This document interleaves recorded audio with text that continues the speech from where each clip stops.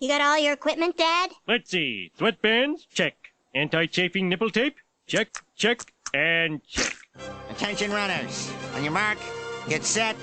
Now get out of here before I change my mind. I can't believe it. I'm actually running a marathon. Oh, I hit the wall. This is so painful. Hey, I got my second win. Oh, another wall. Woohoo, third win.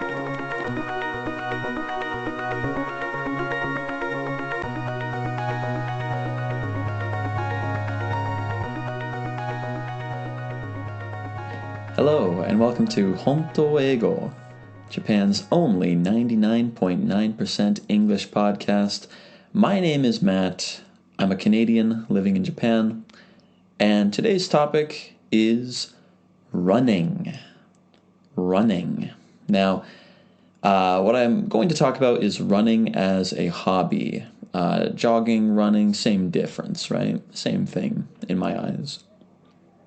So, to start with, growing up, I was never really a sporty person. I did sports because my parents would put me in sports and teams and clubs, but I never really enjoyed sports, right? I wasn't a very competitive person, and I wasn't a very active person. The thing that got me into running was actually the first time I was living in Japan. I was reading a lot of books by Haruki Murakami. I was a huge fan of him. I still really love him. But anyway, I read Haruki Murakami's book called What I Talk About When I Talk About Running. In Japanese, the title is Hashiru koto ni tsuite kataru toki ni boku no kotaru koto. What I Talk About When I Talk About Running. As a side note, the title is taken from a short story written by the American writer Raymond Carver, and that short story is called What I Talk About When I Talk About Love.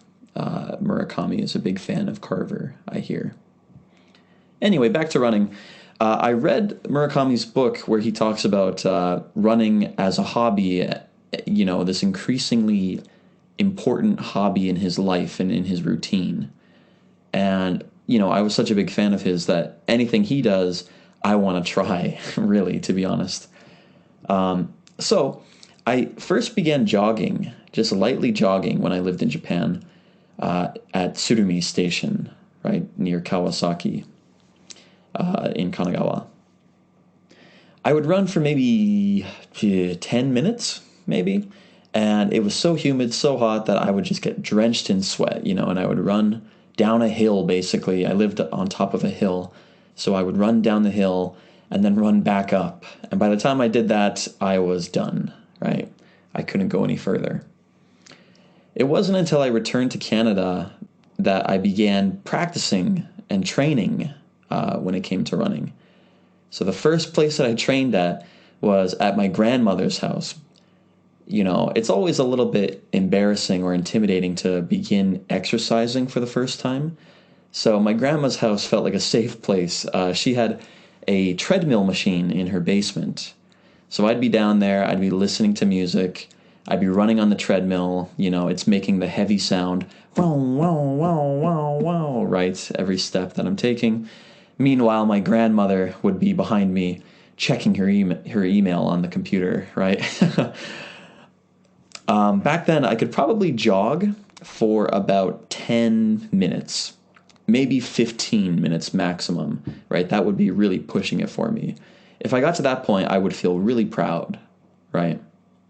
At that point, I signed up to go to a gym in Ottawa, and I was using the treadmill at the gym now that I was feeling a little more comfortable about pacing myself and a little more comfortable about my endurance, right? So, I would typically run about 15 minutes at the gym, right, while listening to music. It wasn't until I began running outside that I truly understood the appeal of running. They call it runner's high. When you run past a certain point, you push through the initial pain or the initial heavy breathing, and you reach this point in your mind where it all just becomes so easy and so smooth.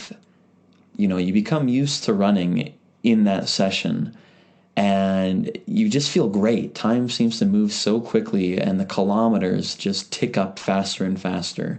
For me, now, I hit the runner's high usually around 6 or 7 kilometers into a run. Anyway, the place specifically that got me to love running was in Toronto, the Lakeshore. Toronto is situated on the coast of Lake Ontario, one of the Great Lakes of Canada. Really beautiful. It's about, the image from Toronto is it's the ocean, right? It's so huge that you can't see across to the other side. So running along the lakeshore was so beautiful. There was no traffic.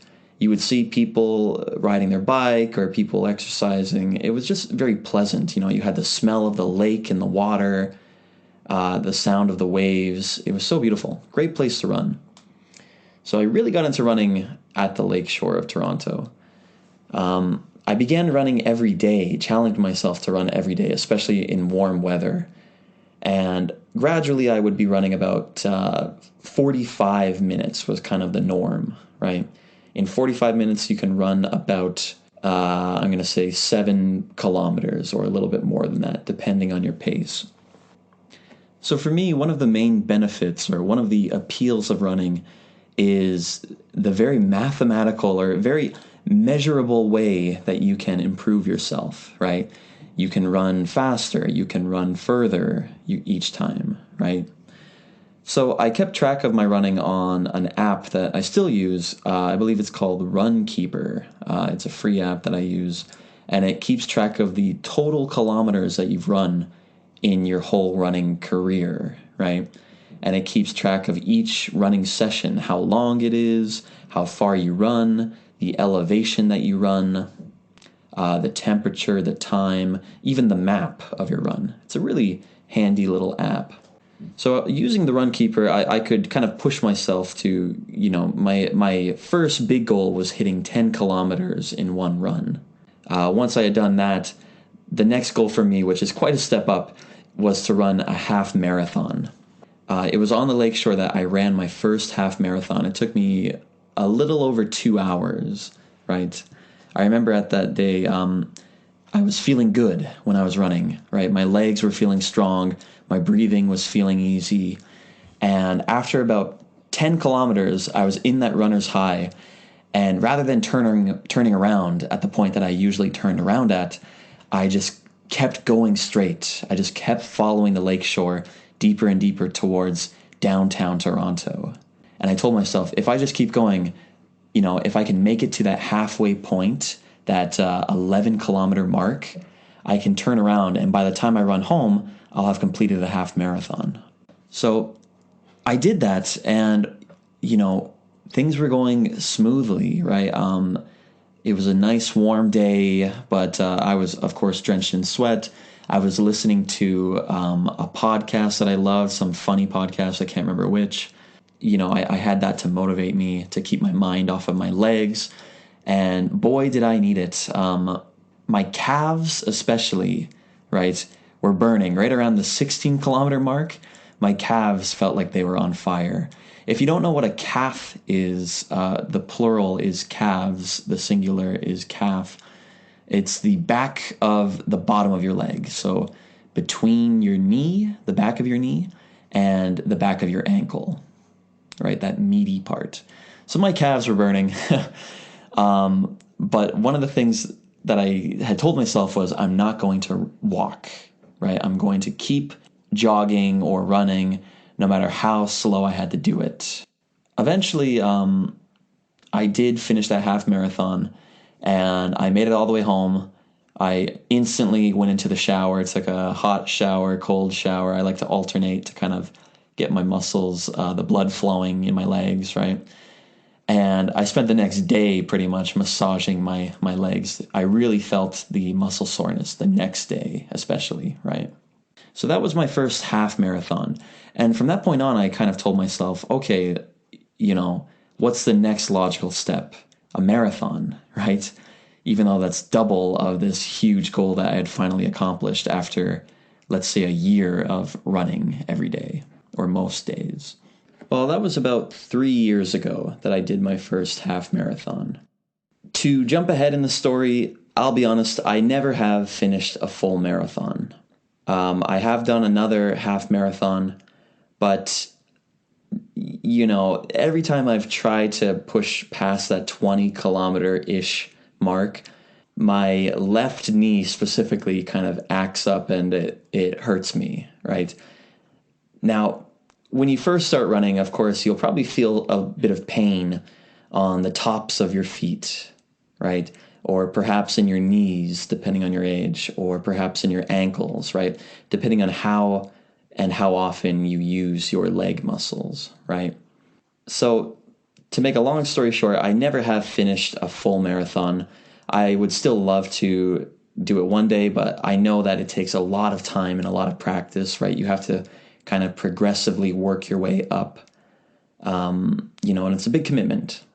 So, I'll let you know in the future if I ever do hit that full marathon goal. But for now, I kind of had to tell myself, okay, is this running thing, is it a hobby or is it an obsession of mine? How deep do I want to go into this thing, right?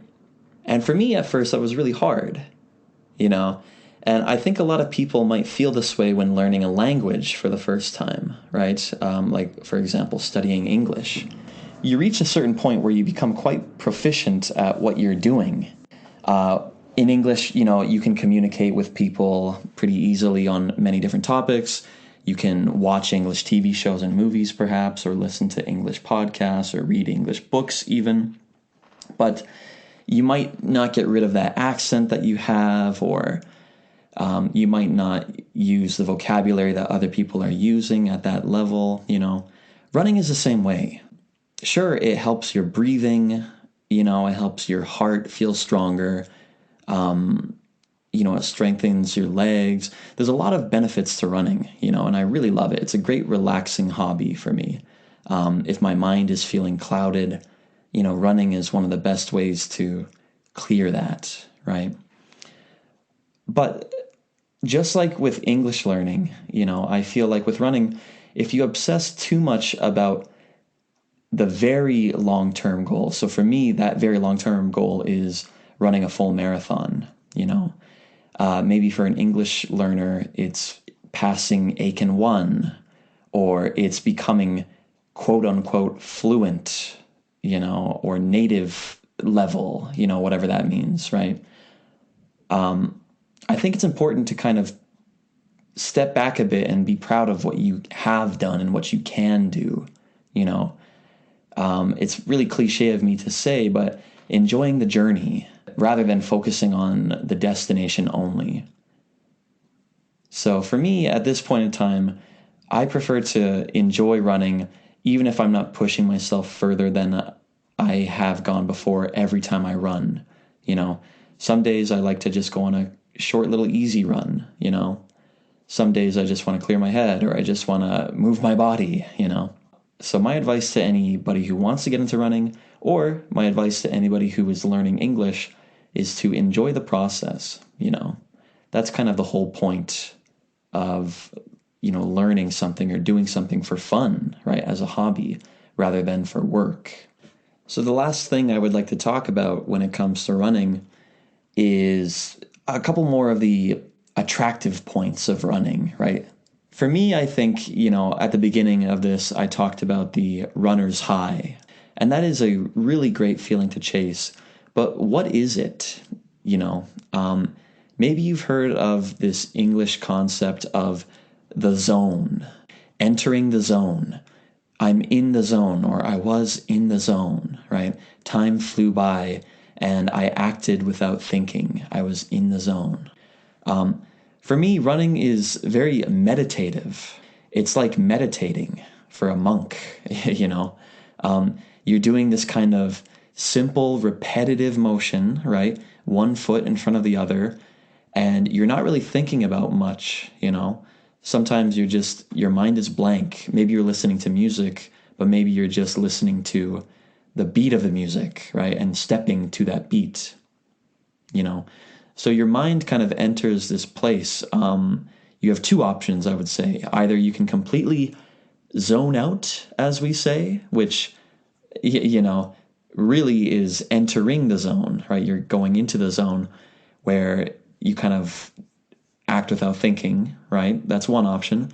Or the other option is your body just moves mechanically, automatically on its own, right? And your mind is thinking about other things. Your mind is elsewhere. Okay. So for me, life is pretty fast paced. Everyone is busy. So for me, running is a way to avoid that, right? You have no choice but to focus on this one thing that you're doing, this one difficult task.